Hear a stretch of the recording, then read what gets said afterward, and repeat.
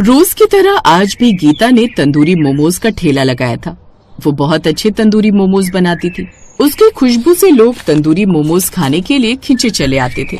आज भी तंदूरी मोमोज की खुशबू सूंघकर दो लड़के आए और बोले, दीदी आपके तंदूरी मोमोज की खुशबू तो दूर दूर तक फैलती है। जो ना खाना चाहे वो भी खिंचा चला आता है। जरा मुझे भी एक प्लेट तंदूरी मोमोज लगा दो। हाँ हाँ भैया, क्यों नहीं, मैं अभी आपके लिए तंदूरी मोमोज लगा देती हूँ।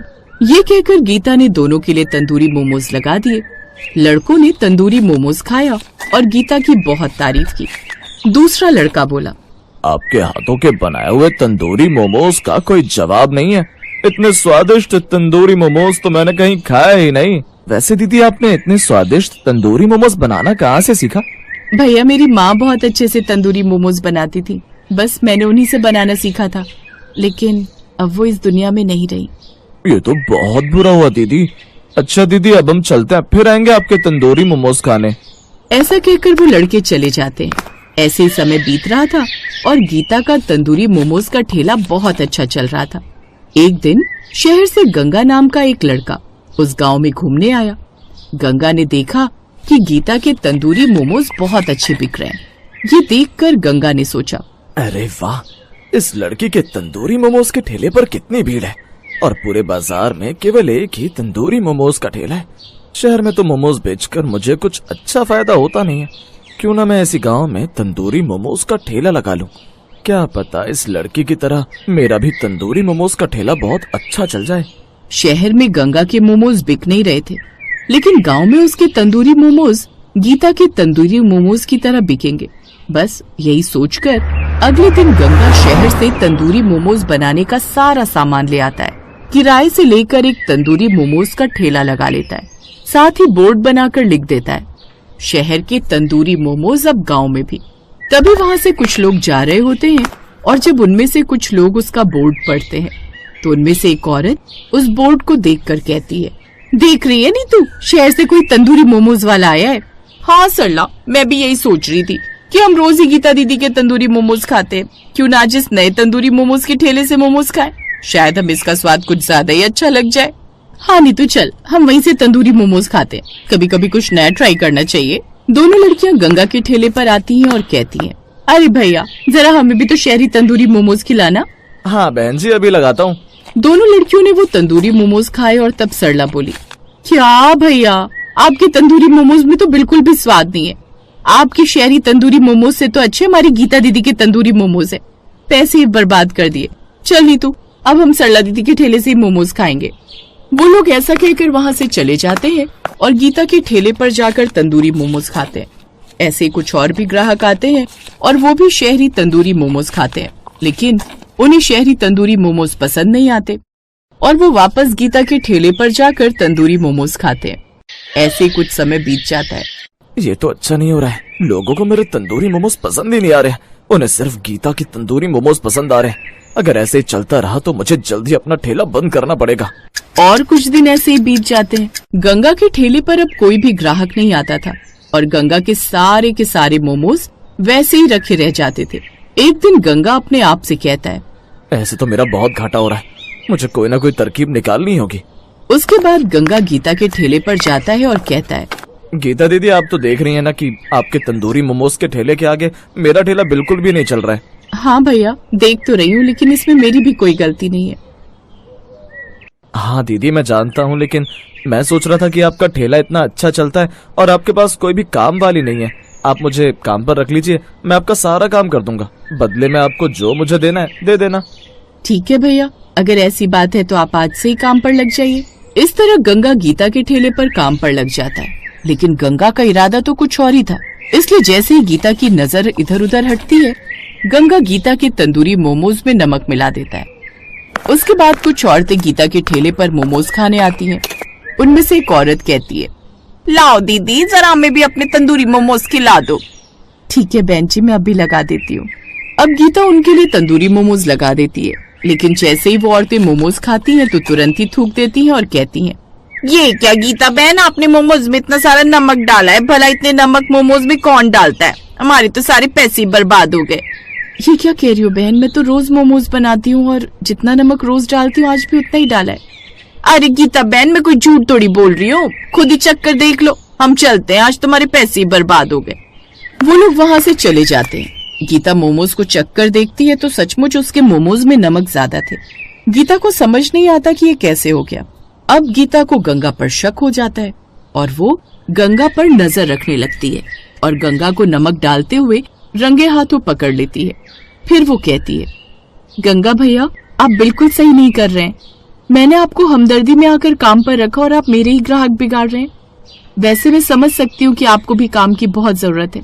अगर आपने मुझसे कहा होता तो मैं खुद ही अपना काम छोड़ देती, पर आपको ऐसा नहीं करना चाहिए था। कोई बात नहीं, आज से आप ही मेरा ठेला चलाइए, मैं कुछ और काम कर लूंगी। वैसे भी तंदूरी मोमोज बेचने से पहले मैं झाड़ू पोछे का काम करती थी, मैं फिर वही कर लूंगी। ऐसा कहकर गीता वहाँ से जाने लगती है। अब गंगा को अपनी गलती का एहसास होता है और वो दौड़कर गीता के पैर पकड़ लेता है और कहता है, नहीं नहीं गीता दीदी, आप अपना ठेला छोड़कर मत जाइए। मेरी गलती थी, मुझे माफ कर दीजिए। आज के बाद मैं ऐसी कोई गलती नहीं करूंगा। आप ठेला चलाइए, मैं काम करूंगा। आप मुझे मेरे काम की पगार दे देना। प्लीज मत जाइए गंगा दीदी, वरना मैं अपने आप को कभी माफ नहीं कर पाऊंगा। गीता गंगा की बात सुनकर रुक जाती है। वो गंगा को माफ कर देती है और फिर से अपना तंदूरी मोमोज का ठेला संभालने लगती है।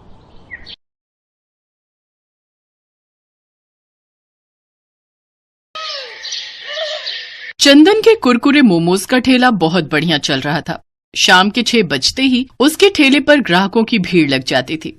चंदन खूब मेहनत से कुरकुरे मोमोज बनाता और ग्राहकों को देता। चंदन की एक खासियत थी, वो कुरकुरे मोमोज बनाने के लिए जो भी सामान इस्तेमाल करता था वो बहुत ही बढ़िया क्वालिटी का होता। उसकी यही खासियत लोगों को बहुत पसंद आती थी। धीरे धीरे चंदन के कुरकुरे मोमोज इतने फेमस हो गए कि अब वो ऑफलाइन के साथ साथ ऑनलाइन डिलीवरी भी देने लगा। चंदन भैया, एक प्लेट कुरकुरे मोमोज लगाना। अभी लगाता हूँ। आपकी कितनी प्लेट करनी है? भैया 3 प्लेट लगानी है। हाफ प्लेट में कितने मोमोज हैं? अब हाफ प्लेट में 4 और फुल प्लेट में 6 मोमोज हैं। एक काम करो, फुल 3 प्लेट लगा दो है। चंदन रोजाना ऐसे ही मेहनत से काम करता। अब उसने अच्छे पैसे कमाने शुरू कर दिए थे। चंदन रोजाना सुबह सुबह ही कुरकुरे बनाने का सामान लेने बाजार चला जाता था। ताजी ताजी हरी सब्जियां, पनीर, तेल, बाकी की सामग्री जो भी उसे चाहिए होती थी वो बहुत ही बढ़िया किस्म की खरीद लेता था। एक दिन एक लड़का चंदन की दुकान पर आया। वो बहुत परेशानी की हालत में था। भैया कोई काम दे दो, मैं बहुत बीमार हूँ। मुझे पैसे की बहुत जरूरत है। इस शहर में नया आया हूँ, बहुत लोगों से काम मांगा पर किसी ने भी काम नहीं दिया। तुम्हारे बारे में यहाँ के लोगों से सुना था। भैया मैं मेहनत से काम करूंगा। तुम्हारे यहाँ काम करके मुझे 2 वक्त की रोटी मिल जाएगी और मेरी बूढ़ी माँ भूखी भी नहीं रहेगी। फटे हाल कपड़ों में रोते हुए लड़के को देखकर चंदन को दया आ गई। चंदन को वैसे भी किसी लड़के की जरूरत थी जो काम में उसकी मदद कर सके। ठीक है, तुम मेरे पास काम कर सकते हो, लेकिन काम पूरी ईमानदारी से करना। तुम्हारी किसी भी गलती के कारण मेरे ठेले का नाम खराब नहीं होना चाहिए। नहीं नहीं भैया, आप चिंता मत करो, मैं पूरी मेहनत से काम करूंगा। चंदन रघु नाम के उस लड़के को अपने ठेले पर काम दे देता है। रघु के आ जाने से चंदन को बहुत सहारा मिल गया। चंदन जब बाजार जाता तो रघु को भी अपने साथ ही ले जाता। धीरे धीरे रघु चंदन के साथ रहकर सारा काम सीख गया। अरे वाह रघु, तू तो बहुत बढ़िया कुरकुरे मोमोज बनाने लगा है। मास्टर हो गया तू तो अब। चंदन भैया सीखा तो आपसे ही है ना। उस दिन जरूरत पर आप मेरी मदद ना करते तो आज मैं और मेरी माँ दर दर की ठोकरें खा रहे होते। रघु, जो मेहनत करते हैं, ईमानदारी से काम करते हैं, उन्हें भगवान कभी भूखा नहीं रहने देते। तुम ईमानदारी के रास्ते पर चलोगे तो हमेशा सफलता ही मिलेगी। चल अब जल्दी जल्दी मोमोज की प्लेट लगा, ग्राहक खड़े। हम यूं ही बातों में लगे रहे तो ग्राहक वापस लौट जाएंगे। अरे भैया ऐसा कैसे हो सकता है कि आपके ठेले से कोई ग्राहक बिना मोमोज खाए ही वापस लौट जाए। ये लीजिए भैया, आपकी 2 फुल प्लेट। नमस्ते चंदन भैया, कैसे हो? मैंने तुझे मना किया था ना, मेरे ठेले के आसपास भी मत फटकना। फिर तू यहाँ क्या करने आया? अच्छा, तो नया लड़का रख लिया। बहुत सही है। मुझे तो तुमने काम से निकाल दिया, जबकि मेरी कोई गलती भी नहीं थी। क्यों? तूने कुरकुरे मोमोज बनाने के लिए पुराना पनीर इस्तेमाल नहीं किया था? तेरे कारण मेरे कितने ग्राहक छूट गए। बेईमानी करने वालों की यहाँ कोई जगह नहीं है। मैंने तेरे साथ सही किया। अभी काम का टाइम है, अभी जा यहाँ से। अरे 1 प्लेट कुरकुरे मोमोज तो खिला दो, पैसे दे रहा हूँ, मुफ्त में नहीं खा रहा। रघु, इसे कुरकुरे मोमोज की प्लेट बना कर दे, खाकर चला जाएगा। उस लड़के का नाम रमेश था। वो बहुत बेईमान था। कुछ समय पहले वो चंदन के ठेले पर नौकरी करता था, पर उसने बेईमानी की और चंदन को बाजार से मिलावटी सामान लाकर दिया, जिस कारण चंदन के मोमोज का स्वाद बदल गया और उसके काफी ग्राहक छूट गए। चंदन ने एक बार फिर से अपनी मेहनत और लगन से कुरकुरे मोमोज बनाए। आज फिर उसका काम अच्छा चल रहा था, क्योंकि उसके पास रमेश जैसा बेईमान नौकर नहीं था। रमेश कुरकुरे मोमोज खाकर चला जाता है। अगले दिन चंदन काम पर थोड़ा देर से आया। इतनी देर में रघु ठेला तैयार कर चुका था। अरे घर में आज गांव से माँ बाबूजी आए हैं, बस इसी चक्कर में सारे काम लेट हो गए। तुमने सब कुछ तैयार कर लिया ना? हाँ भैया, मैंने मोमोज तैयार कर लिए हैं, बस आपका ही इंतजार कर रहा था। भैया ये सुबह जो सामान लाया था उसके पैसे बच गए थे, ये रख लो। अच्छा ला दे। चंदन भैया 2 प्लेट कुरकुरे मोमोज लगा दो। अभी लगाता हूँ भैया। तभी ग्राहक मोमोज खाते ही गुस्से में चंदन पर भड़कने लगा। क्या बात है चंदन भैया, कुरकुरे मोमोज बनाने भूल गए हो क्या? कैसा सा स्वाद है ये? मोमोज तो कड़वे हैं। कड़वे मोमोज? ऐसा कैसे हो सकता है? मैं देखता हूँ, ऐसी गलती तो कभी नहीं होती। चंदन जैसे ही मोमोज का टुकड़ा खाता है वो तुरंत थूक देता है। मोमोज सच में बहुत कड़वे थे। सारे ग्राहक गुस्से में वहाँ से चले गए। उस दिन चंदन का बहुत नुकसान हुआ। रघु, आज तो मोमोज तूने बनाए थे ना, फिर ये कड़वे कैसे हो गए? ये बात समझ में नहीं आ रही। देख, मैं तुझ पर गुस्सा नहीं करूंगा, मुझे सच सच बता कि आखिर ये सब कैसे हुआ। चंदन भैया मेरा यकीन करो, मैंने वैसे ही मोमोज बनाए जैसे आपने मुझे सिखाए थे। मैं तो सब कुछ ठीक से तैयार कर रहा था, पर 1 मिनट चंदन भैया, जब मैं मोमोज बना रहा था तभी वो रमेश आया था। उसके हाथ में करेले का जूस था। मेरे से पूछ रहा था कि अभी मोमोज बनने में कितना समय है। मैंने कहा कि अभी थोड़ा टाइम लगेगा, तो मुझसे गिलास मांगने लगा। बोला कि जूस थैली में लाया हूँ, गिलास में डालकर करेले का जूस पी लूंगा। कहीं ये गड़बड़ उसी ने तो नहीं की, क्योंकि उसने मेरे सामने जूस पिया नहीं था, और सच कहूं तो मेरा ध्यान भी नहीं गया था। भैया मुझे इसमें उसी की कोई चाल लगती है।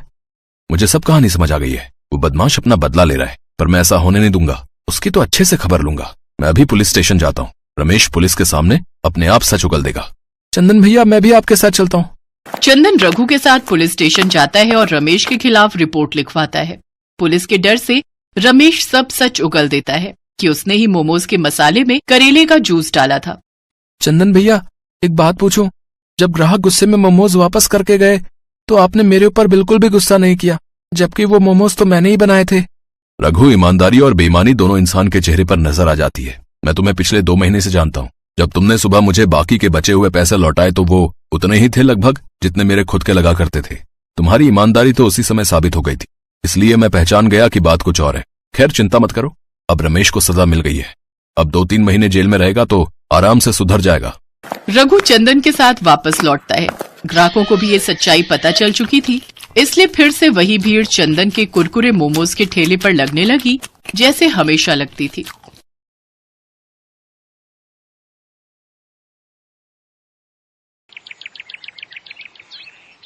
रूपाली के पति मोहन का एक गंभीर एक्सीडेंट हुआ, जिसमें वो अपाहिज हो गया।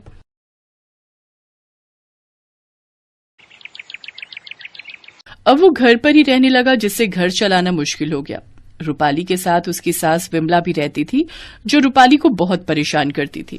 सारा दिन न जाने क्या क्या करती हो। अरे उधर देखो, बेचारा मेरा बेटा भूखा पड़ा है, उसे जाकर खाना दे। अपने पति की ठीक से देखभाल भी नहीं होती तुझसे। ऐसा क्यों कहती हो माँ जी? आप तो जानती हैं घर के हालात कैसे हैं। कल मंदिर से जो भंडारा मिला था वो मैंने आपको और इन्हें खाने को दे दिया था। मैं तो खुद कल से भूखी हूँ। हैं?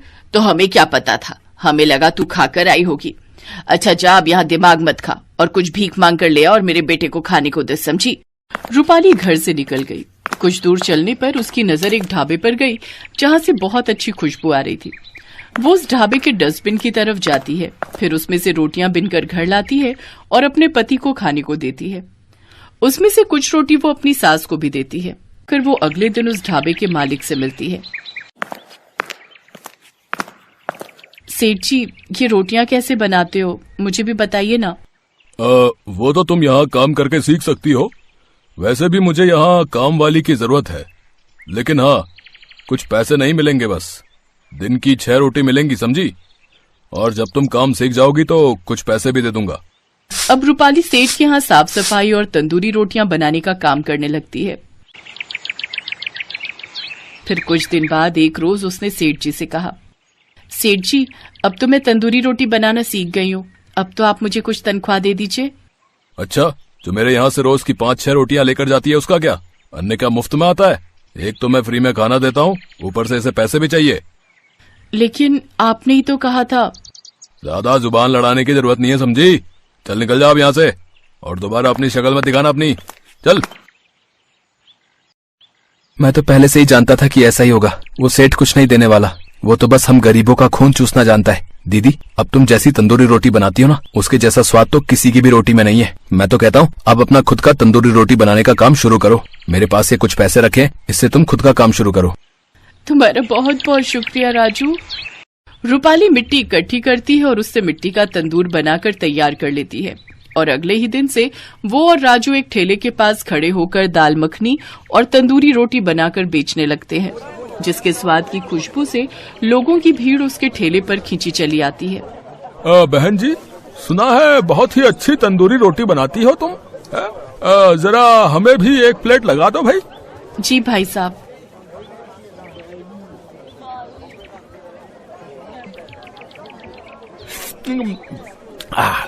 भाई वाह, लाजवाब, क्या स्वाद है इसमें। आहा, मजा ही आ गया। वाह वाह वाह वाह। अब तो आसपास के गांव से भी लोग उसके ठेले पर आने लगते हैं। राजू और रूपाली दोनों मिलकर खूब मेहनत करते हैं और उन्होंने खुद का एक ढाबा खोल लिया। इस तरह रूपाली के सारे दुख अब खत्म हो चुके थे और अब वो अपनी जिंदगी में बहुत खुश थी।